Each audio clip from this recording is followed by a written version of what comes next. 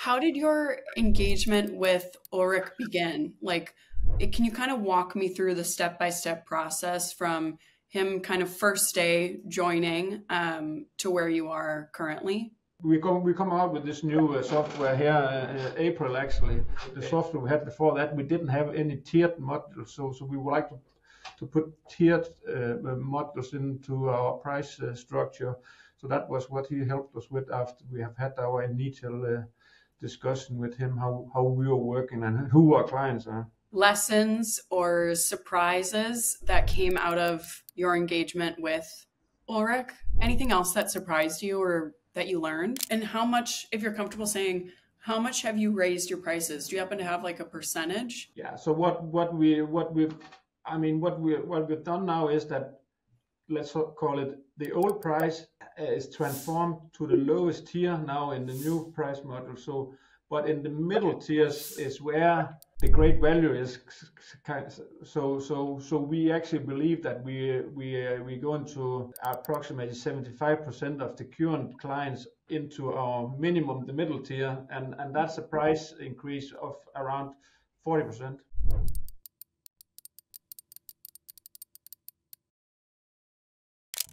Hi, how are you? How are you Hi, doing? I'm fine. Good. I'm looking forward to And speaking yourself? with you. I'm doing well. How are you? Yeah, thank you. Fantastic. Well, I'm looking forward to speaking with you. Ulrich had such good things to say. Um, I doubt. I love the ironed shirt also. Wow. Yeah. Well, amazing. Would you mind by starting off just with a brief introduction, who you are, what you do, what your company does? Yeah, well, my name is René Larsen. I'm the co-founder of Safex and CEO of Safex. Develop our own software assistant, let's call it the energy sector with inspection and maintenance on a globally scale.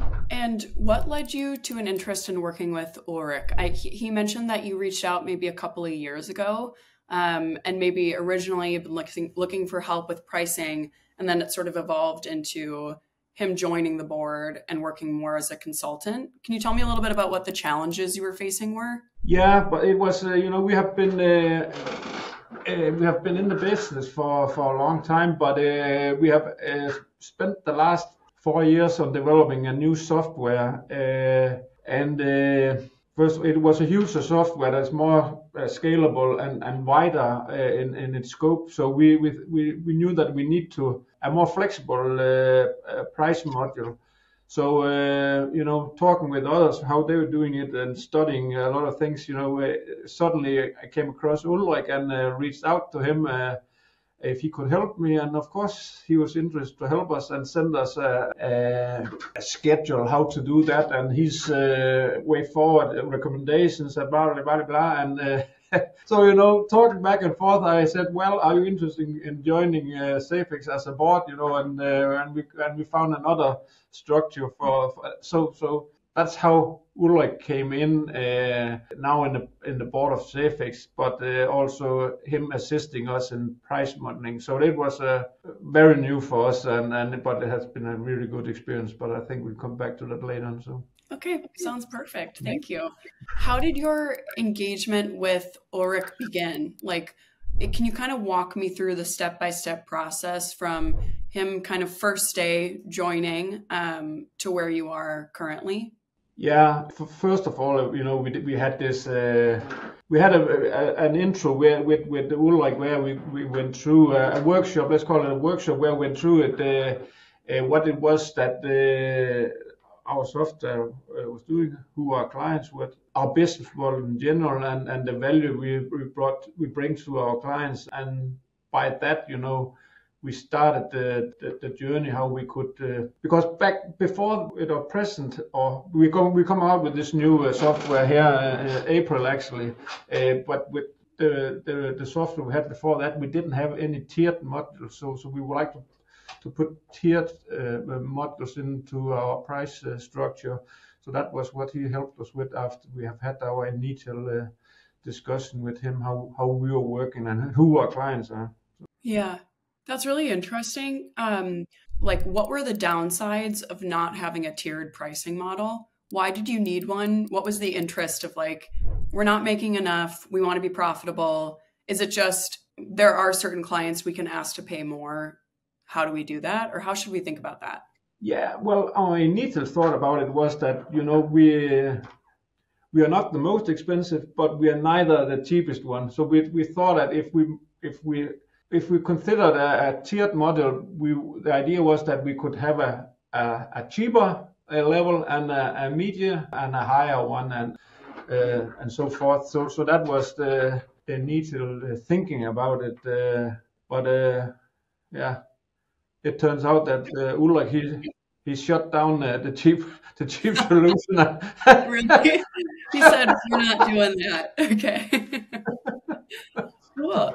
I understand there was a major code base revamp. Is that correct? How did Ulrich help keep that initiative on track? What do you mean the? He said there was a major like code, like technological revision that occurred, and it was taking a really long time. And I know he joined, and it sounds like he helped keep that project on track. Is that accurate? Yeah, this is. I mean, I think what you're referring to is, and we have had a lot of discussions with that between Ulrich and I, but also on the board level, where developers tend to, keep the baby until it's perfect fine, and Ulrich's approach to that was get it out, don't polish it until it's gold, get it out and get the clients in, buy in on the roadmap instead, so that's I think that his approach to that made the release of what we call Generation 4 internally in us more mature, faster than the original idea. Okay, perfect. So he joins as a part of the board because when he sent the price over, it was a little bit of like, like sticker shock. And then he joins the board, helps in that like consulting capacity. That sounds like it was mostly, we're not going to do the cheapest pricing option. And also with this kind of technological revamp, just putting pressure on to get it out there and not have it be perfect. Any other kind of examples or anecdotes that come to mind when you think of Ulrich and the value that he brought to SafeX? I know also that I believe he helped build out the sales organization. I would be curious to hear, how that occurred and any thoughts you have on that. Well, it's Ulrich has been a part of a lot of things, I would say, in the organization. And it was if we're complaining about now it's we see a new competitor coming with this and this, and he's so cheap, it's just like he don't even listen to it. He just say continue with what you're doing. We don't want to start a competition about who's going to be the cheapest one in the market. It's just a matter about then they'll not be here longer, if we continue like that. So I think we've learned a lot about that. Have faith in first of all your own product, but also the pricing and the structure of your pricing. And if there's a client say, because I especially I used to be in sales also, but now I have my own sales team. So they always come and tell about, we just lost this because we were too expensive or something like that. And one thing Ulrich have learned me is that you never hear from the clients that is happy about your prices or even think you are too cheap, compared to what value you brings to. I'm using that in against our sales team also now. So, but I think it's a good angle on it, and but we always tend to go down. Oh fuck! Now we are too expensive, so we probably should lower the price. I get that. That's so funny that he's right. No one's going to come to you and say, I wish you were charging me more, Yeah. That's not going to happen. Are there any other like lessons or surprises that came out of your engagement with Ulrich? Anything else that surprised you or that you learned? Yeah, it actually surprised me. We have been to, I mean, from starting, where he need to know more about our business, and we need to know how he worked. We have had I don't know, 5 or 6 different draft status of the final pricing module, but I was actually. I think we ended up with 3 tiers now. In the version before the final one, we had 5, I think. He just continued chopping them down. Say if make it more simple, even more simple, more simple, more simple. And I was surprised that how simple it ended up being, because we tried to always say, yeah, but there's some clients they want this, some clients want this, and then he just said, yeah, but then if they want that, they need to jump to the next level. So in the end, we actually managed to raise our a lot. That's perhaps a large word, but severe. Uh, now we are of course interested to see how the market will take that, but we have great belief in it, Right. it needs to be tested now. Yeah. Okay. So that's where you're at in the project is you've raised the prices. Now you're kind of testing it out. Is that right? Yeah, yeah. Okay.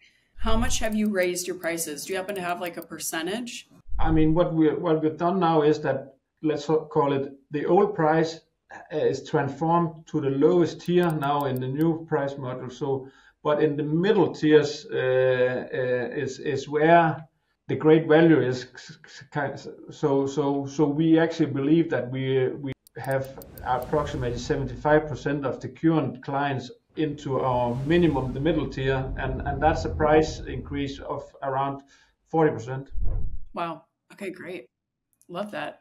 If you had to distill sort of the key benefits of working with Ulrich, what are they? It sounds like, and I would love to hear what you have to say, but it sounds like from what you've been saying, part of it is having someone who can come in and say, you know, externally in a way, have faith in your product, ask for more money, simplify it, do things faster and not perfect. And like maybe when you're internal, it feels a little different, but I'd be curious to hear your thoughts and any other benefits that maybe we haven't talked about yet. I would say good sparring, with with him. Yeah. That's always good, and inspiration, because we tend to go to run in the same hamster wheel, and do the same thing as we always has done. And I would say if it was not for working with Ulrich, I don't know where we have ended, because we'll probably continue down the same road as we have been before. But so I'll say it's a fresh set of new eyes with a lot of experience. That has been amazing to work with. So Yeah, great. Are there any other metrics that have improved as a result of working together? no, but I'll say in general, it's one thing is sale, one thing is management, but also development. I'll not say that we had silos in here, but there were some, and there's always this. I think that's in all companies, with commercial and technical, they're shooting against each other. But I think a part of that process was actually to involve each department in this pricing, so that they get a better understanding of how to package and do the price modeling. So we have learned a lot, and I think it has strengthened us across the departments as well. So That's cool. Do you think that was sort of an unexpected benefit? I think I've heard that from some customers, and I don't know that it seems like what everyone is after initially is how do we think about pricing?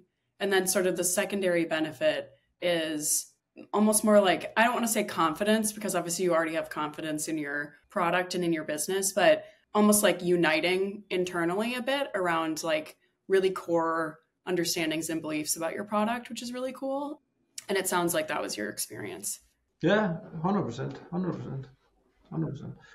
Again, I have probably said it already, but that I think it's one of the key thing is, if I send a long email to Ulrich about, sometimes you think the world is against you, and you need.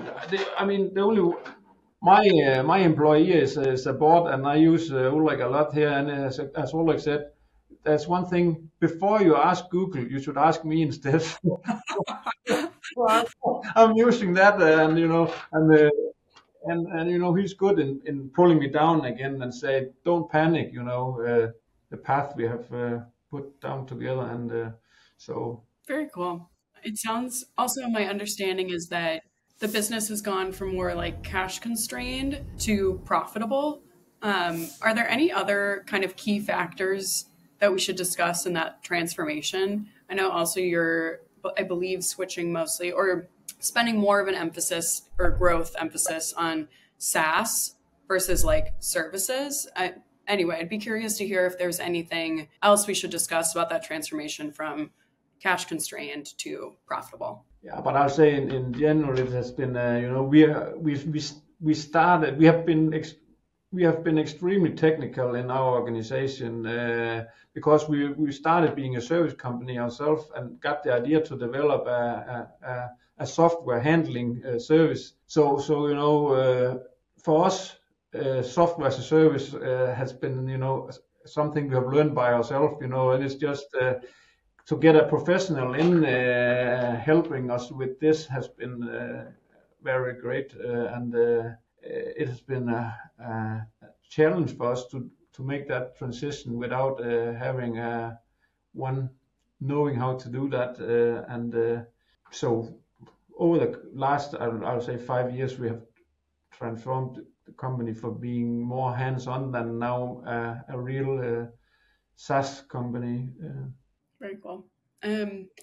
Is there anything I didn't ask you that you think would be important for us to understand about your partnership with Ulrik? Any other kind of key examples? Any things that, like, if you're speaking to someone in your position at a company that's maybe considering working with Willingness to Pay, like something you would want them to hear? Nothing that I just can pull out of the sleeves right now, but there'll most likely come something when you hang up. Totally. I get that. Feel free to email. You have my email. Yeah. Feel free to email me if anything else pops up. Well, great. I think we have pretty much everything that we should need to write this. I appreciate your time so much. Yeah. And if you miss something, just send me an email. And thank you so much again for your time. I really appreciate it. And I know that Ulrik does too. So I really appreciate it. Thank you.